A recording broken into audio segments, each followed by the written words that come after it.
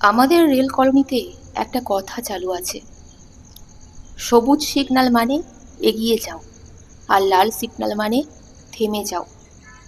কিন্তু 11 নম্বর কোয়ার্টারের সামনে কোনো সিগন্যাল নেই। ওখানে একবার ঢুকলে তোমার ডিউটির ঘন্টা আর কোনো দিন বাজে না। আমার নাম তপন ঘোষ। আমি রেলের একজন গার্ড। বয়স 50-এর কোঠায়। গত 25টা বছর আমার কেটেছে চলন্ত ট্রেনের গার্ড ভ্যানে বসে সবুজ আর লাল পতাকার মধ্যে। কত স্টেশন এলো, কত স্টেশন গেল।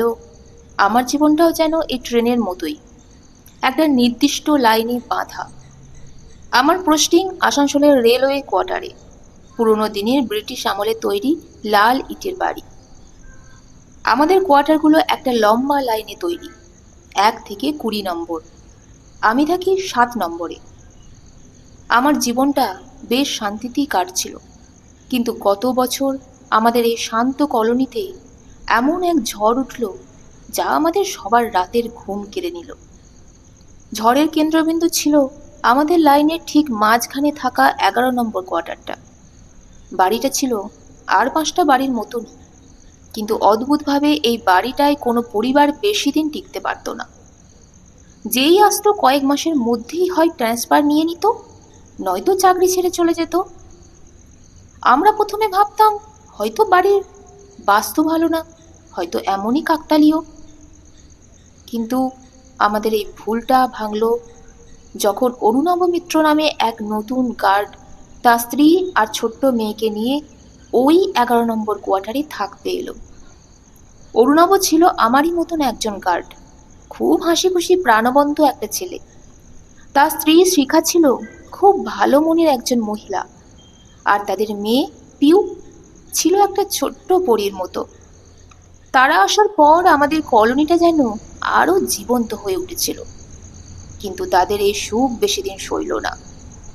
11 নম্বর কোয়ার্টারে আসার ঠিক 1 মাসের পর একদিন সকালে আমরা খবর পেলাম অরুণাভ তার রাতের ডিউটিতে যায়নি।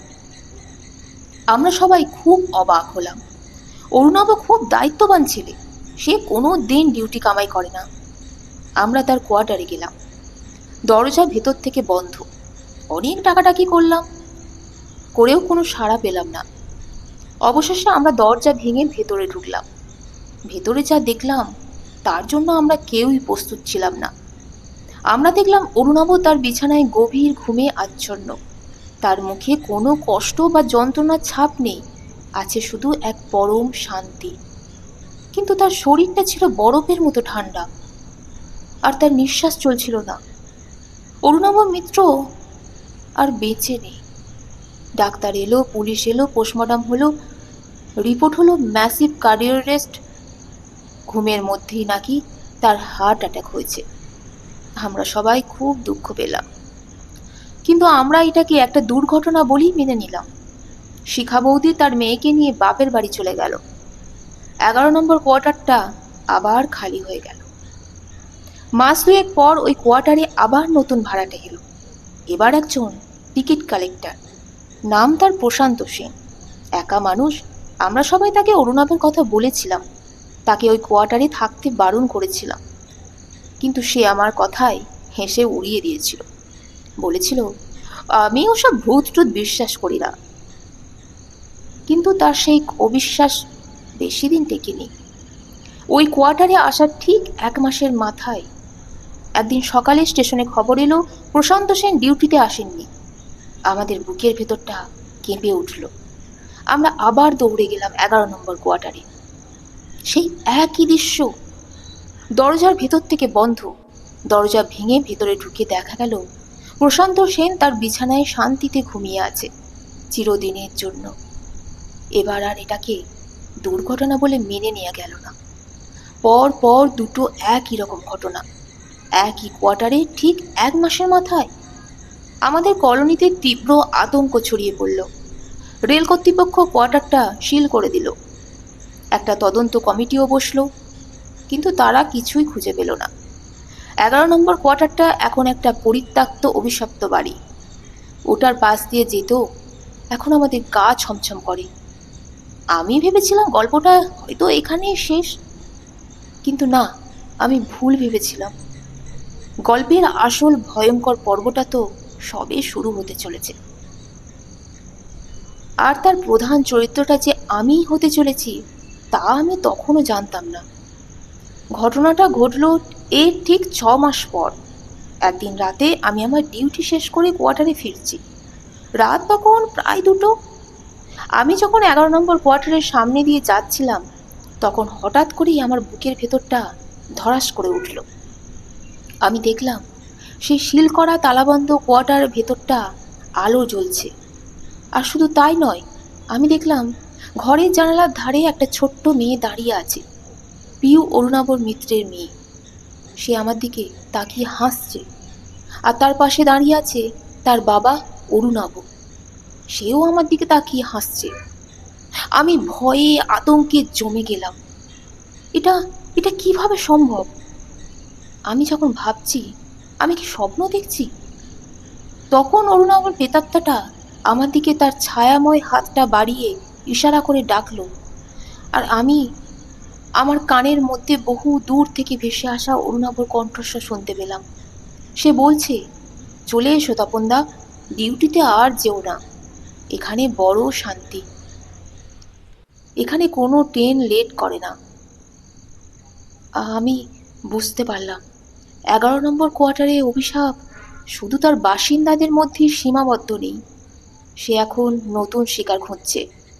আর তার পরবর্তী নিশানা আমি, অরুণাভ আর তার মেয়ে পিউ। সেই ভয়ঙ্কর অলৌকিক আবির্ভাব দেখে আমি যে কিভাবে সেই রাতে বাড়ি ফিরেছিলাম তা আমি নিজেই জানি না। আমার পা দুটো কাঁপছিল আর আমার বুকের ভেতরটা হাতুড়ির মতো পিটছিল। আমি জানি আমি যা দেখেছি তা কোনো স্বপ্ন বা মনের ভুল ছিল না। পরের দিন সকালে আমি আমার কলোনির সবচেয়ে পুরনো বাসিন্দা হরিনারায়ণ বাবুর কাছে গেলাম। তিনি রেলের একজন অবসরপ্রাপ্ত ইঞ্জিনিয়ার, বয়স প্রায় 85। এই কলোনির এমন কোনো ইতিহাস নেই যা তার জানা নেই। আমি তাকে গত রাতে সব ঘটনা খুলে বললাম। আমার কথা শুনে হরিনারায়ণ বাবুর মুখটা কেমন যেন গম্ভীর হয়ে গেল। তিনি একটা দীর্ঘশ্বাস ফেলে বললেন, আমি জানতাম একদিন না একদিন এই অভিশাপটা আবার জেগে উঠবে। আমি বললাম, অভিশাপ? কিসের অভিশাপ জেঠু? হরিনারায়ণ বাবু বললেন, শোনো তপন, এই গল্পটা খুব পুরনো, আজ থেকে প্রায় 50-60 বছর আগের কথা। তখন এই কলোনিটা সবে তৈরি হয়েছে, এই 11 নম্বর কোয়ার্টারটা। তিনি বলতে শুরু করলেন, একজন অংলো ইন্ডিয়ান গার্ড, নাম তার মিস্টার ডেভিড। তার ছিল একটা অপূর্ব সুন্দর স্ত্রী আর একটা বছর 5-এর ফুটফুটে মেয়ে, নাম তার ডেইসি ডেভিড। সাহেব ছিলেন খুব ভালো মনের মানুষ, কিন্তু তার একটাই দোষ ছিল, তিনি ছিলেন কাজের প্রতি অসম্ভব রকমের দায়িত্ববান। তার কাছে ডিউটি ছিল ভগবানের মতো। তিনি কোনোদিনও কোনো পরিস্থিতিতেই ডিউটি কামাই করতেন না। একদিন রাতে তার মেয়ে ডেইসির ভীষণ জ্বর হলো। জ্বরের ঘোরে এসে বাবা বাবা বলে চিৎকার করছিল। তার স্ত্রী তাকে অনেকবার বারণ করেছিল, আজ রাতে তুমি ডিউটি যেও না, মেয়েটার পাশে থাকো। কিন্তু ডেভিড সাহেব শোনেননি। তিনি বলেছিলেন, আমার ডিউটি সবার আগে, আমি কথা দিচ্ছি, আমি ভোরে ট্রেন নিয়েই ফিরে আসব। তিনি চলে গিয়েছিলেন। হরিনারায়ণ বাবুর গলাটা ধরে এলো, কিন্তু তিনি আর ফিরে আসেননি। সে কি, কেন? সেই রাতের একটা ভয়ঙ্কর দুর্ঘটনা ঘটেছিল। ডেভিড সাহেবের ট্রেনটা লাইনচ্যুত হয়ে একটা গভীর খাদে পড়ে যায়। ট্রেনের প্রায় সব যাত্রী আর ডেভিড সাহেব সবাই মারা যান। আর তার মেয়ে ডেইসি? হরিনারায়ণ বাবু চোখ মুছলেন। সে তার বাবার জন্য অপেক্ষা করতে করতে সেই জ্বরের ঘোরেই বাবার নাম জপ করতে করতেই মারা যায়। আর তার স্ত্রী? তিনি মেয়ের শোক বা স্বামীর শোক দুটোই সহ্য করতে না পেরে কয়েক মাস পরেই ওই 11 নম্বর কোয়ার্টারই গলায় দড়ি দিয়ে আত্মহত্যা করেন। আমার গায়ের লোম খাড়া হয়ে গেল। এ কি ভয়ঙ্কর কাহিনী! হরিনারায়ণ বাবু বললেন, সেই থেকেই নাকি এই কোয়ার্টারটা অভিশপ্ত হয়ে গেছে। লোকে বলে ডেভিড সাহেবের স্ত্রী আত্মা আজও ওই বাড়িতে আটকে আছে। সে তার স্বামীর ওপর প্রতিশোধ নিতে চায়। সে ভাবে তার স্বামী ডিউটির জন্যই তার মেয়েকে ফেলে চলে গিয়েছিল। তাই সে প্রতিজ্ঞা করেছে সে আর কোনো দিনই ওই 11 নম্বর কোয়ার্টারে থাকা কোনো রেলকর্মীকে তার ডিউটিতে যেতে দেবে না। সে তার মায়াজাল দিয়ে তাদের ঘুমের মধ্যেই তাদের আত্মাকে শরীর থেকে আলাদা করে দেয় আর তার মেয়ের একাকিত্বের সঙ্গী বানিয়ে নেয়। এখন আমার কাছে সবটা পরিষ্কার হয়ে গেল। অরুণব আর প্রশান্ত সেনের মৃত্যুর আসল কারণ। আমি বললাম, কিন্তু আমি তো এই কোয়ার্টারে থাকি না, তাহলে সে আমার পিছু নিয়েছে কেন? হরিনারায়ণবাবু বললেন, হয়তো তার শক্তি বাড়ছে, অথবা হয়তো অরুণাবর আত্মা তোমাকে কোনো একটা বার্তা দিতে চেষ্টা করছে। বার্তা? কিসের বার্তা?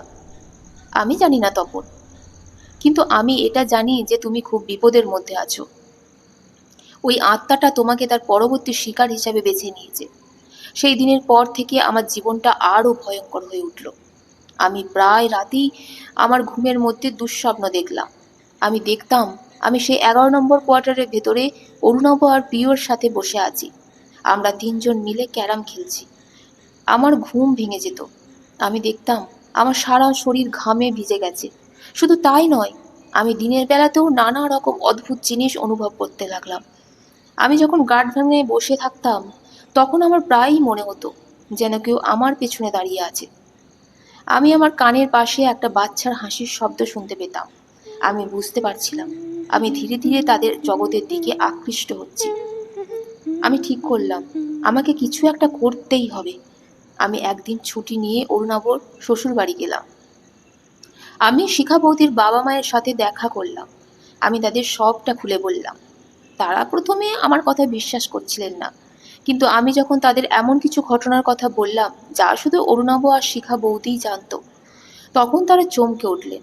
আমি তাদের জিজ্ঞাসা করলাম, শিখা বৌদির এমন কোনো প্রিয় জিনিস ছিল যা তার আত্মাটাকে শান্ত করতে পারে? শিখা বৌদির মা কিছুক্ষণ ভাবলেন, তারপর তিনি তার পুরনো ট্র্যাঙ্ক থেকে একটা জিনিস বের করে আনলেন, একটা পুরনো চামড়ায় বাঁধানো ডায়েরি। তিনি বললেন, এটা শিখার ডায়েরি। সে তার ছোটবেলা থেকে সব কিছু এই মধ্যেই লিখে রাখত। অরুণাবর সাথে তার প্রেম, তাদের বিয়ে, পিউয়ের জন্ম, সব কিছু। কিন্তু কাঁপা কাঁপা হাতে ডায়েরিটা নিলাম। আমার মনে হলো এটাই হয়তো আমার শেষ সুযোগ। এই ডায়েরির মধ্যেই হয়তো সেই অভিশাপ থেকে মুক্তির চাবিকাঠি লুকিয়ে আছে। আমি জানি না এই ডায়েরি দিয়ে আমি কি করব। আমি শুধু জানি আমাকে আবার সেই 11 নম্বর কোয়ার্টারের মুখোমুখি হতে হবে। হয় আমি জিতব, নয়তো আমার নামটাও অরুণাভ আর প্রশান্ত সেনের পাশেই লেখা হয়ে যাবে। শিখা বৌদির ডায়েরিটা হাতে নিয়ে আমার মনে হচ্ছিল আমি যেন এক অজানা সমুদ্রের ম্যাপ খুঁজে পেয়েছি। আমি জানি না এই ম্যাপ আমাকে গুপ্তধনের দিকে নিয়ে যাবে নাকি কোনো ভয়ঙ্কর ঝড়ের মুখে ফেলে দেবে। আমি সেই রাতেই আসানসোলে ফিরে এলাম। আমার বুকের ভেতরটা ধুকপুক করছিল। আমি জানি আমাকে আজ রাতেই 11 নম্বর কোয়ার্টারে যেতে হবে। আমি আমার স্ত্রী বা কলোনির কাউকেই কিছুই বললাম না। আমি জানি তারা আমাকে যেতে দেবে না।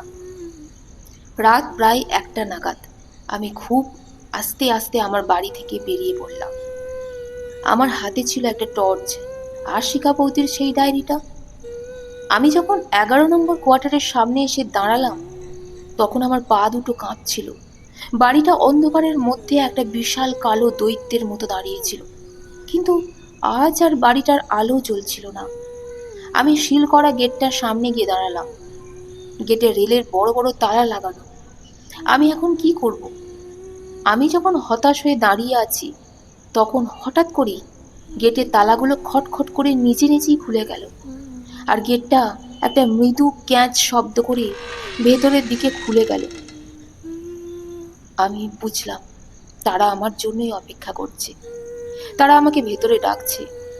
আমি একটা গভীর শ্বাস নিয়ে ভেতরে পা রাখলাম। বাড়ির সদর দরজাটাও ছিল খোলা। আমি ভেতরে ঢুকতেই আমার শরীরটা জমে বরফ হয়ে গেল। আমি দেখলাম ঘরের সামনে অরুণাব, শিখা বৌদি আর পিউ তিনজনই দাঁড়িয়ে আছে। তাদের শরীরগুলো ছিল স্বচ্ছ ধোঁয়াশা। তারা আমার দিকে তাকিয়ে হাসছে। অরুণাবর ছায়াময় হাতটা বাড়িয়ে বলল, চলে এলে তপনদা? আমরা তোমার জন্যই অপেক্ষা করছিলাম। চলো, আজ আমরা ক্যারাম খেলা হবে। পিউ খিলখিল করে হেসে ওঠে আমার দিকে ছুটে আসতে লাগলো। আমি ভয়ে আতঙ্কে পেছিয়ে যাচ্ছিলাম, কিন্তু শিখা বৌদির আত্মা শান্তভাবে দাঁড়িয়েছিলেন। তার চোখে ছিল একটা গভীর যন্ত্রণা আর আকুতি। আমি বুঝলাম সেই একমাত্র যে এই মায়াজাল থেকে বেরোতে চায়। আমি আমার সমস্ত সাহস এক করে বললাম, থামুন, আমি আপনাদের সাথে খেলতে আসিনি, আমি এসেছি এই অভিশাপটা শেষ করতে। এই বলে আমি আমার হাতের একটা ডায়েরি তুলে ধরলাম। ডায়েরিটা দেখার সাথে সাথেই অরুণাভ আর পিউয়ের হাসি মুখটা যন্ত্রণায় বিকৃত হয়ে গেল, আর শিখা বৌদির আত্মা কান্নায় ভেঙে পড়ল। আমি বুঝলাম আমার চালটা কাজে লেগেছে। আমি ডায়েরিটা খুলে পড়তে শুরু করলাম। আমি পড়ছিলাম শিখা বৌদির লেখা, তার সুখের দিনের কথা, তার ভালোবাসার কথা। আমি যখন পিউয়ের জন্মের অধ্যায়টা পড়ছি, তখন আমি দেখলাম পিউয়ের প্রেতাত্মাটা তার মায়ের কাছে গিয়ে তাকে জড়িয়ে ধরছে। কিন্তু অরুণাভর আত্মা রাগে ক্রোধে গর্জন করে উঠল। সে বলল, চুপ কর, এসব মিথ্যে কথা, পড়া বন্ধ কর।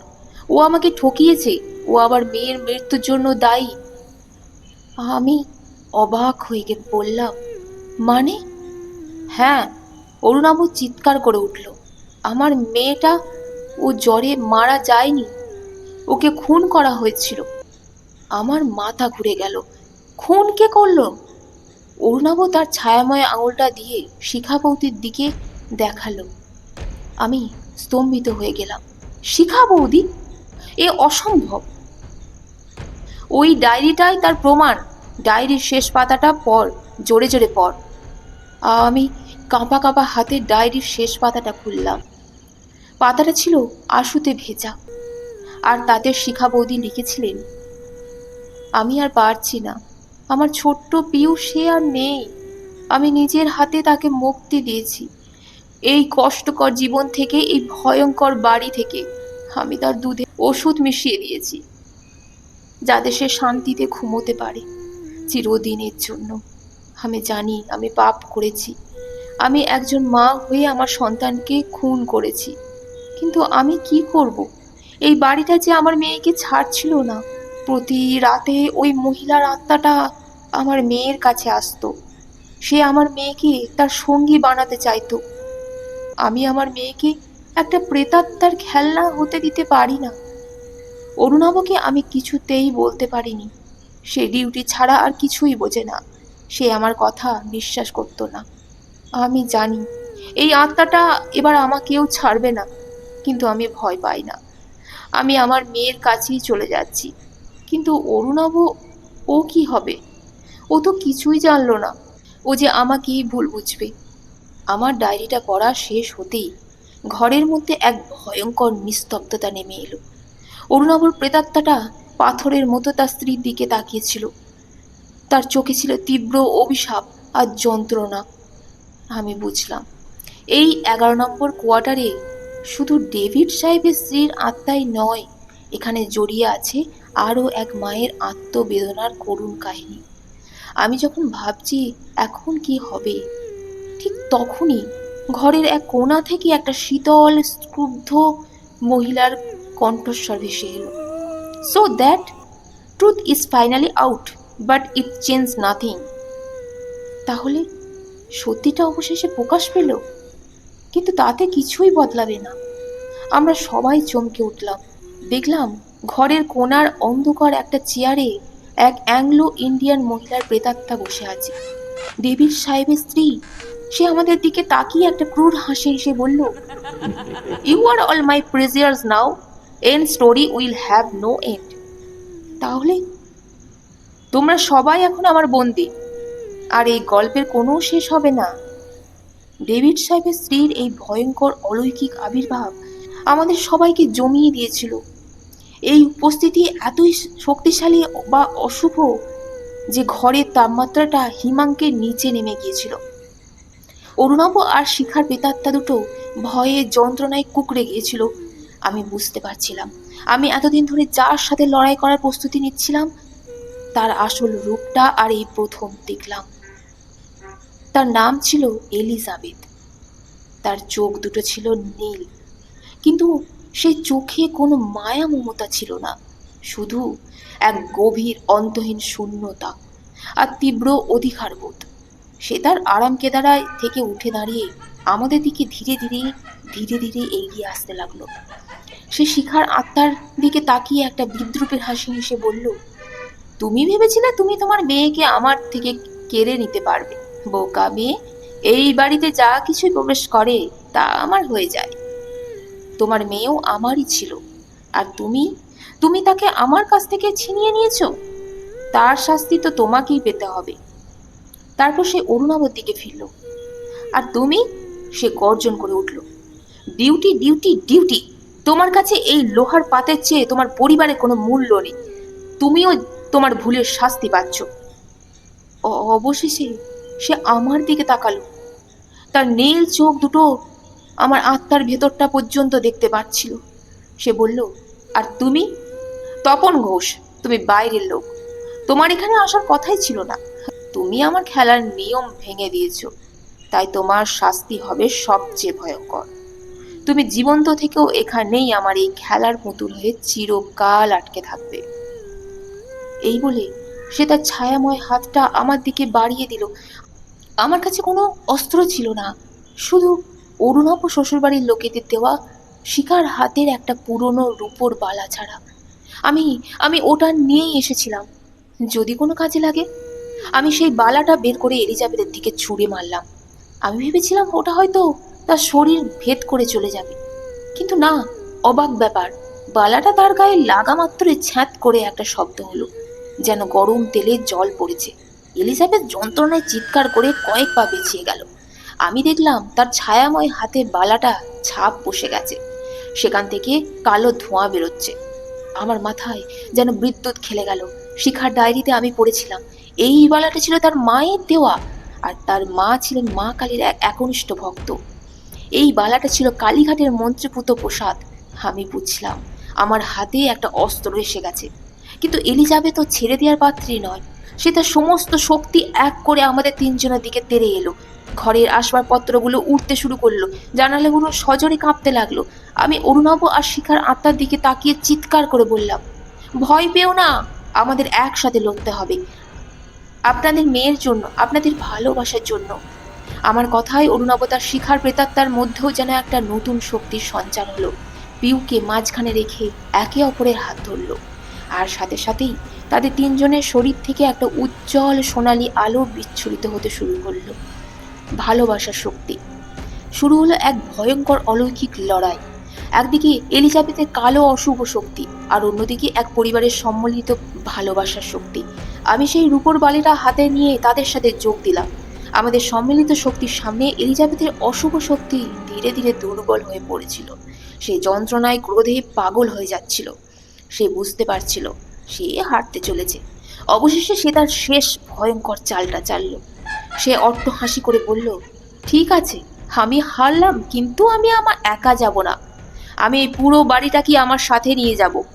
এই বলে সে তার নিজের বুকের মধ্যে দিয়ে তার ছায়াময় হাতটা ঢুকিয়ে দিল, আর সাথে সাথে পুরো কোয়ার্টারটা প্রবলভাবে কাঁপতে শুরু করলো।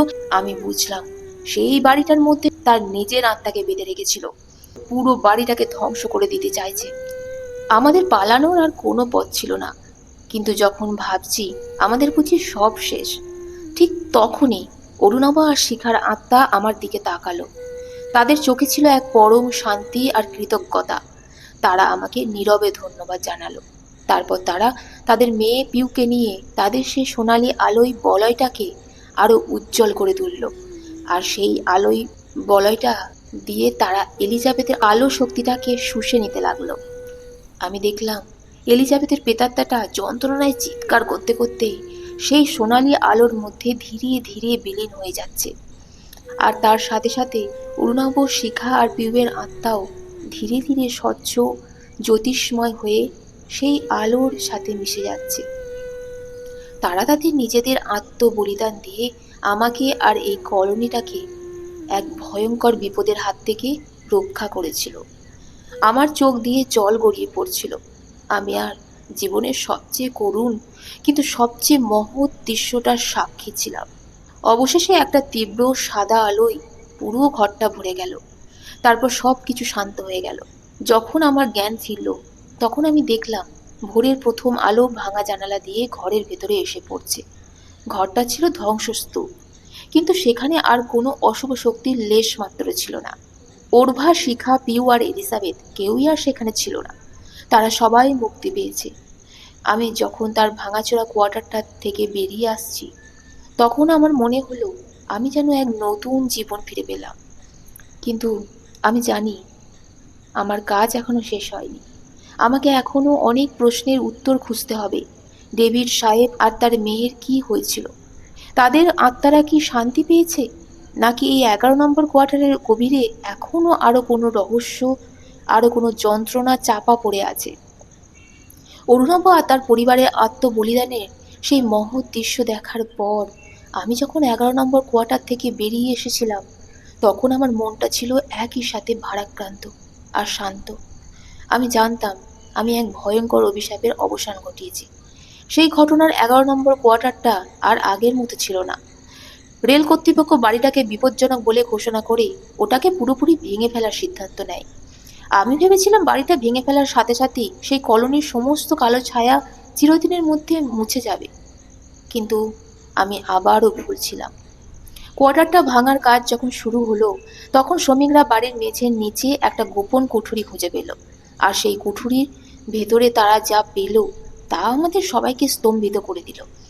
ভেতরে ছিল দুটো কঙ্কাল, একটা প্রাপ্তবয়স্ক পুরুষের আর একটা ছোট্ট বাচ্চার। কঙ্কাল দুটো এমনভাবে একে অপরকে জড়িয়ে ধরে রাখা ছিল যেন তারা একে অপরকে রক্ষা করার চেষ্টা করছিল। আমার আর বুঝতে বাকি রইল না এই কঙ্কাল দুটোর কার। মিস্টার ডেভিড আর তার মেয়ে ডেইজি। কিন্তু হরিনারায়ণ বাবু তো বলেছিল মিস্টার ডেভিড ট্রেনে দুর্ঘটনায় মারা গিয়েছিলেন। তাহলে তার কঙ্কাল তার মেয়ের সাথে এই ঘরের মেঝের নিচে কি করে এলো? পুলিশ আবার নতুন করে তদন্ত শুরু করলো। পুরনো ফাইলপত্র ঘেঁটে এবং কিছু ফরেন্সিক পরীক্ষার পর সেই ভয়ঙ্কর সত্যিটা বেরিয়ে এলো। তা আমাদের কল্পনারও অতীত ছিল। মিস্টার ডেভিড কোনো ট্রেন দুর্ঘটনায় মারা যাননি, তাকে খুন করা হয়েছিল। আর সেই খুনি আর কেউ নয়, তার নিজের স্ত্রী এলিজাবেথ। তদন্তে জানা গেল এলিজাবেথের মানসিক সমস্যা ছিল। সে ছিল অসম্ভব রকমের পজেসিভ এবং সন্দিগ্ধ প্রকৃতির। সে তার স্বামী আর মেয়েকে তার নিজের সম্পত্তি বলে মনে করত। সেদিন রাতে যখন ডেইজির জ্বর হয়েছিল, তখন ডেভিড সাহেব ডিউটিতে যেতে চেয়েছিলেন, কিন্তু তাতেই এলিজাবেথের সুপ্ত রোগটা জেগে উঠেছিল। সে ভাবে তার স্বামী হয়তো তাকে আর তার মেয়েকে ফেলে অন্য কারোর কাছে চলে যাচ্ছে। সেই রাগে সে সন্দেহের বশে সে প্রথমে ঘুমের ওষুধের মাধ্যমে তার নিজের মেয়ে ডেইজিকে খুন করে, আর তারপর সে তার স্বামী ডেভিডকেও খাবারের সাথে বিষ মিশিয়ে খুন করে।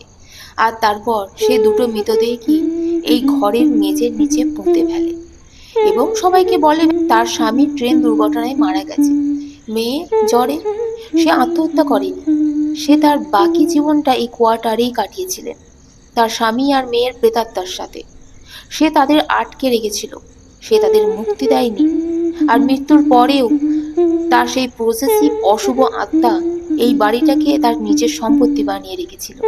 সে আর কাউকে এই বাড়িতে শান্তিতে থাকতে দেননি। আমার কাছে এখন সবটা পরিষ্কার।